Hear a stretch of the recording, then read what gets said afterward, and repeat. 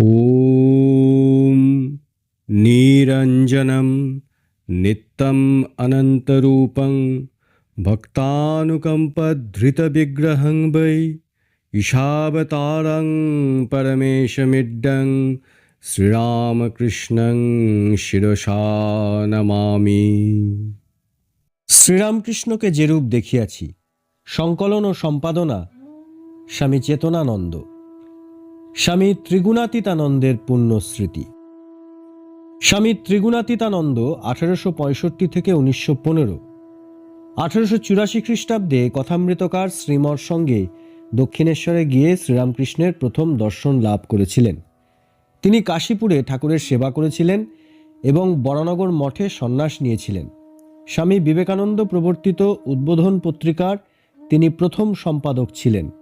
1902 খ্রিস্টাব্দে তিনি সান ফ্রান্সিসকো বেদান্ত সোসাইটির অধ্যক্ষ হন এবং তারই প্রচেষ্টায় 1906 খ্রিস্টাব্দে পাশ্চাত্যের প্রথম হিন্দু মন্দির নির্মিত হয়েছিল। সান ফ্রান্সিসকোতে Swami Trigunatitananda the great prophet of the 19th century, life of Sri Ramakrishna এই নামে একটা বক্তৃতা দিয়েছিলেন। বর্তমান রচনাটি তারই সম্পাদিত সংস্করণ। 1836 খ্রিস্টাব্দে একটি পল্লী গ্রামে শ্রীরামকৃষ্ণ জন্মগ্রহণ করেছিলেন। এই গ্রামের অধিবাসীরা চাষবাস করে জীবিকা নির্বাহ করত। তার পিতামাতা সম্পত্তিশালী ছিলেন না, কিন্তু মহত্বপূর্ণ বিষয়ে আত্মানুশীলন ও ধর্মচেতনায় সম্পন্ন ছিলেন। ক্ষুদ্র পরিবারটি বৈষয়িক সমৃদ্ধির প্রতি যত্নশীল ছিলেন না।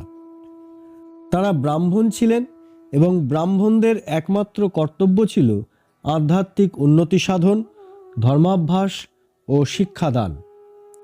শ্রীরামকৃষ্ণকে পাঠশালায় পাঠানো হলো শিক্ষকদের কাছ থেকে শিক্ষণীয় বিষয় শিক্ষা করার জন্য, কিন্তু সে অল্পদিনেই বুঝতে পারল যে যে সত্যের জন্য তার জীবন ধারণ, সেই সত্যের শিক্ষা সে ওই পাঠশালায় পাবে না। মাত্র 5 বৎসর বয়সে সে এটি বুঝেছিল। সে তার পিতামাতাকে বলল, অন্যের সংস্থান করা আমার জীবনের উদ্দেশ্য নয়, উচ্চতর উদ্দেশ্য সাধনের জন্য আমার জীবন। অন্যেরা আমার জন্য অন্বেষণ করবে। ভগবান আমাকে সৃষ্টি করেছেন, তিনিই আমাকে অন্ন যোগাবেন। কে আমাকে এই জগতে এনেছেন, কে আমাকে এই জীবন দিয়েছেন? ভগবান। তিনি এই জীবন রক্ষা করবেন। যখন ভগবান মনে করবেন আমার সময় হয়েছে, তখন তিনি আমাকে এখান থেকে নিয়ে যাবেন। আমরা ভাবি আমরাই নিজেদের রক্ষণাবেক্ষণ করছি, কারণ আমরা অজ্ঞ। কিন্তু সেই অল্পবয়স্ক বালকটি জন্ম থেকেই সাধু। জগতে সে যে মুহূর্তে এসেছিল, তখন থেকেই সে জানত তার জীবনের উদ্দেশ্য কি। তাই সে ঐহিক শিক্ষা বর্জন করে উচ্চতর বিষয়গুলিতে জ্ঞান লাভে মনোনিবেশ করল। কিন্তু উচ্চতর জ্ঞান কোথায় অর্জন করবে?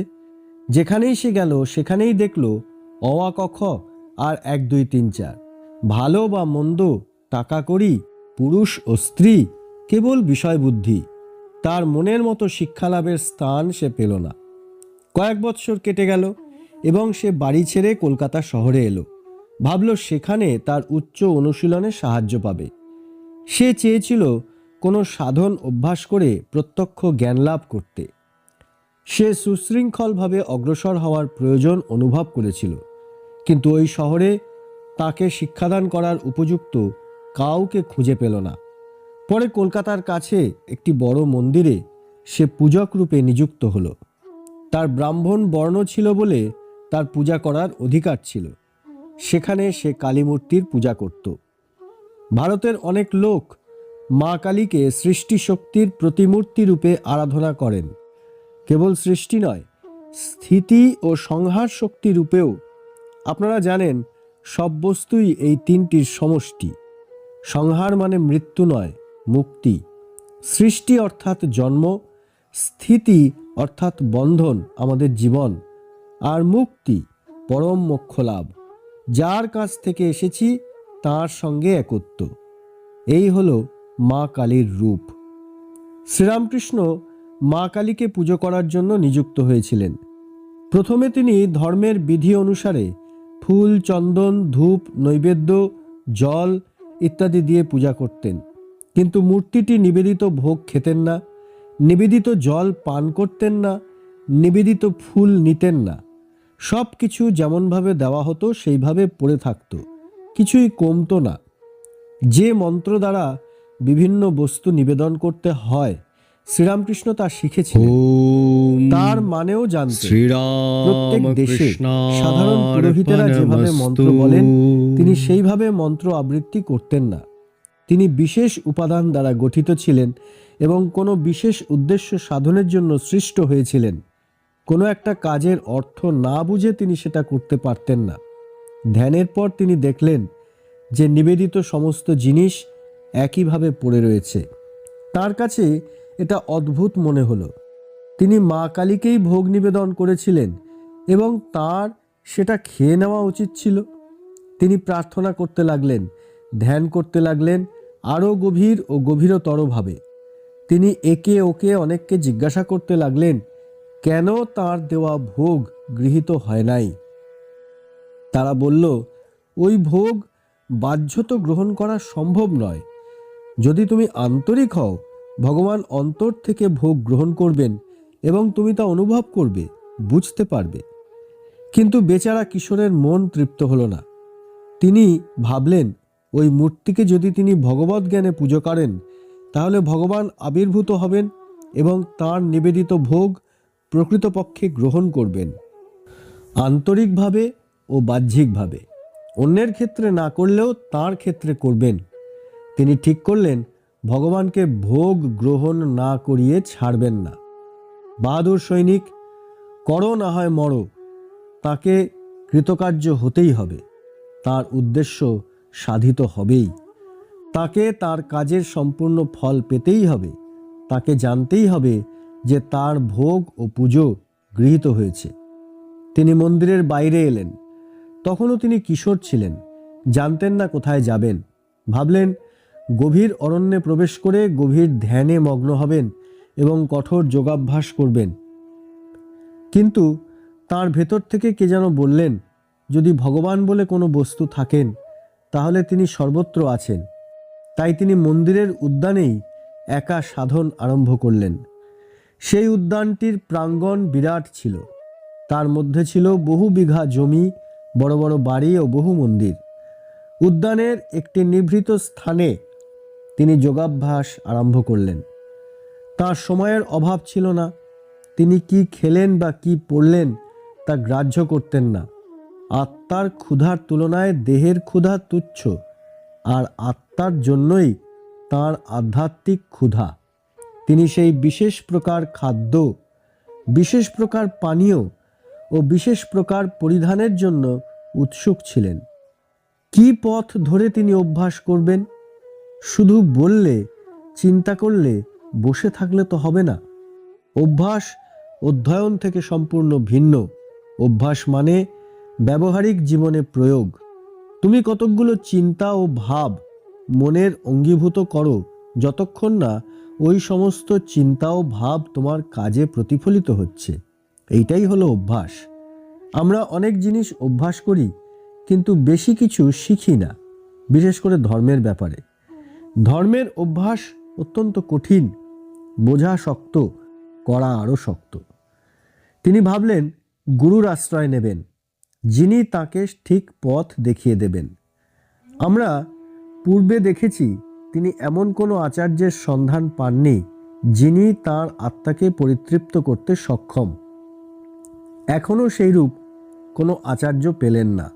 অনেক অভিজ্ঞ আচার্য ছিলেন, কিন্তু তাঁরা যা শেখাতে পারতেন তার চেয়ে অনেক বেশি গ্রহণ করার ক্ষমতা তার ছিল। তিনি প্রায়ই তাদের বলতেন, আমি আরও জানতে চাই। যা সবাই জানে আমি তা জানি, তার বাইরেও কিছু জানতে চাই যা আমাকে আত্মতৃপ্তি দেবে।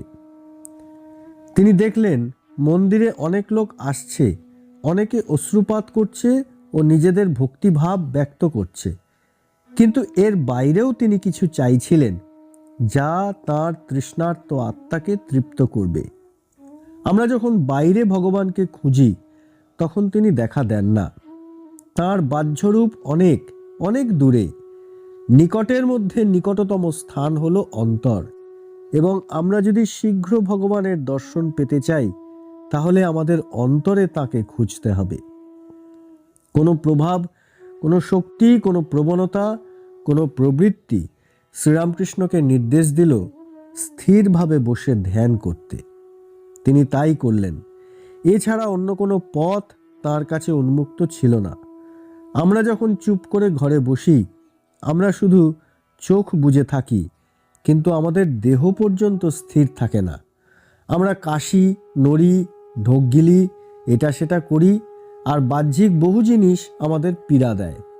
অন্তরে মনকে স্থির রাখতে পারি না, কারণ এটা মনের স্বভাব বিরুদ্ধ। মন সেভাবে গঠিত নয়। মন বিনা প্রয়োজনে এখানে ওখানে সর্বত্র ঘুরে বেড়ায়। মন দাসত্বে আবদ্ধ। কিন্তু ভগবান আমাদের একটু সংযম শক্তি দিয়েছেন, যা দিয়ে আমরা সেই মনকে বশে আনতে ও রাখতে পারি। আমাদের এই জন্মগত শক্তিকে বিকশিত করতে হবে। কিশোরটি স্থিরভাবে বসে থাকতেন। তার বাহ্য জগৎ লুপ্ত হয়ে যেত এবং তিনি গভীর ধ্যানে নিমগ্ন হয়ে যেতেন। আমরা প্রায়ই ধ্যানের কথা বলি। ধ্যান কি? ভগবানকে চিন্তা করা। আমরা ভগবানকে দেখিনি, তার কথা শুনেছি। যা শুনেছি তা কি বিশ্বাস করতে পারি? সব কিছুই সন্দেহপূর্ণ এবং সব কিছুতেই অনেক প্রশ্ন আছে। আমরা যদি যথাযথভাবে ধ্যান করি তাহলে সন্দেহগুলো কমে যাবে। সেই প্রকার ধ্যানই আমাদের করা উচিত। এটা আমাদের ক্ষমতার বাইরে নয়। যারা আজন্ম সাধু, ঈশ্বর প্রেরিত দূত এবং অবতার, তাদের মধ্যে যা কিছু আছে তা প্রত্যেক মানুষের মধ্যে অল্প বিস্তর আছে। আমরা যদি চেষ্টা করি, ইচ্ছা করি, সেগুলোকে সমপরিমাণ বিকশিত করতে পারি। শ্রীরামকৃষ্ণ ধ্যান করতে করতে দেহ ও মন ভগবানের লীন করে দিতেন। তার প্রার্থনা ছিল, হে ভগবান, তোমার যদি অস্তিত্ব থাকে তাহলে দেখা দাও। নিজের অস্তিত্ব প্রমাণ করো, আমার সামনে আবির্ভূত হও। এবং তিনি বিশ্লেষণ করতেন ও শুনতেন। তিনি সমস্ত দৈহিক ও মানসিক ব্যাপার বর্জন করে কেবল আধ্যাত্মিক ব্যাপার, বিচার শক্তি এবং অন্তরে জ্যোতি দর্শনের শক্তি লাভে উদ্বুদ্ধ হলেন। যিনি তার জন্মগত সত্যনিষ্ঠ দ্বারা যে অনুসন্ধানের আলো প্রজ্বলিত করেছিলেন, সেই আলো দিয়ে অনুসন্ধান করতেন। অবশেষে 12 বৎসর কঠোর তপস্যার পর তিনি পারমার্থিক জ্ঞান লাভ করলেন। তিনি দেখলেন যে একটি পদার্থের সঙ্গে আরেকটি পদার্থের কোনো পার্থক্য নেই। এই সব সিদ্ধান্ত ও মত তিনি পূর্বে শুনেছিলেন, কিন্তু বিশ্বাস করেননি। কারণ যখনই তিনি ধ্যান করতেন, দেখতেন যে তার হৃদয় তার কথায় সায় দিচ্ছে না। অকপটতা তার মজ্জাগত ছিল। আমরা জীবনের প্রতি মুহূর্তে, প্রতি পদে নিজেদের প্রতারিত করি। তিনি মহান সংগ্রামের পর জয়ী হলেন। 12 বৎসরব্যাপী কঠোর তপস্যার সময় তার কি কি অনুভূতি হয়েছিল তা আমরা যথার্থভাবে বর্ণনা করতে অক্ষম। আমরা ধারণা করতে পারি না, কারণ আমরা যোগী নই। আমরা ওইসব কঠোর যোগাভ্যাস করি না।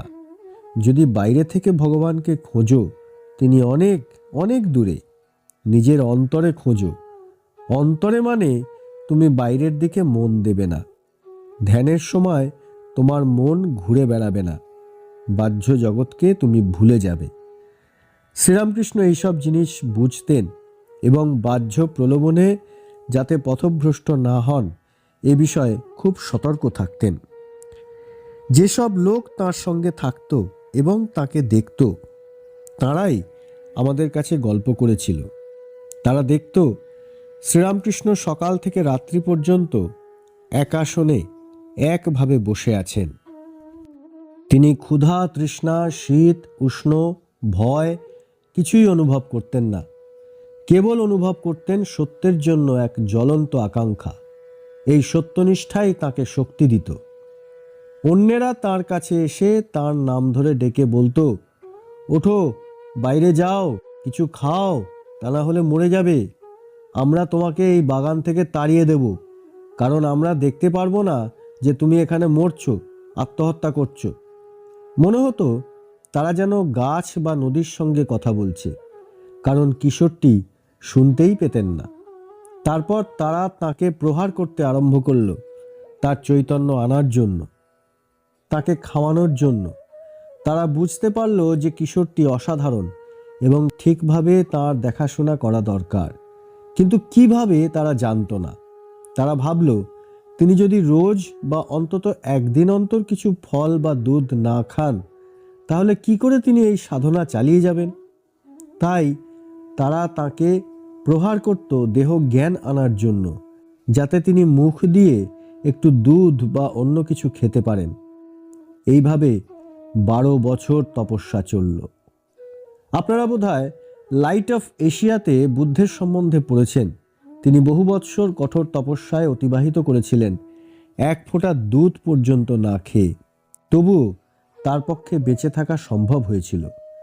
ঈশ্বর প্রেরিত দূত বা মহান সাধু যারা লোকশিক্ষা দিতে আসেন, তাদের পক্ষে এটা সম্ভব। আপনারা পৃথিবীর সমস্ত ধর্মশাস্ত্রগুলো তুলনা করে দেখুন, সব শাস্ত্রই এই কথা বলেছে। কিন্তু যিশু বা ঈশ্বরের অন্য কোনো দূত না এলে কি বোঝাবেন? শ্রীরামকৃষ্ণ এসেছিলেন শুধু একটি বাইবেল শেখাতে নয়, শুধু একটি ধর্মশাস্ত্র শেখাতে নয়, পৃথিবীর সমস্ত ধর্মশাস্ত্র শেখাতে। আমরা যেভাবে শিক্ষা দেই গির্জায় বা স্কুলে, বেদি বা মঞ্চ থেকে, তার পরিবর্তে তিনি শিক্ষা দিতেন ব্যবহারিক জীবন থেকে। শ্রেষ্ঠ আচার্যগণ তাদের নিজেদের সাধনা ও অনুভূতি দ্বারা মনুষ্য জাতির জন্য যে শক্তি, আধ্যাত্মিক জীবন ও আধ্যাত্মিক সম্পদ অর্জন করেন, তাই সঞ্চারিত করেন। আমরা জানি কাজ করার সময় আমরা কত ক্লান্ত হয়ে পড়ি, আমাদের কপাল দিয়ে ঘাম ঝরে, কিন্তু তাদের রক্ত কঠোর তপস্যার ফলে শুকিয়ে যায়। আর ওই কিশোর কঠোর তপস্যাগুলি অভ্যাস করে সিদ্ধি লাভ করেছিলেন। এই প্রকার সাধু বা পরমার্থদর্শীরা জীবন ধারণ করতে যত্নশীল হন না। তাদের বেঁচে থাকার বা গতাশু হওয়ার যে কোনো স্বাধীন ইচ্ছা বা মত আছে তা নয়, কিন্তু বিধাতাই তাদের সব কিছু বিধান করেন। আপনারা কল্পনা করতে পারেন যে 12 বছর কঠোর তপস্যার পর খুব কম লোকই রক্তমাংসের শরীর নিয়ে বেঁচে থাকতে পারেন।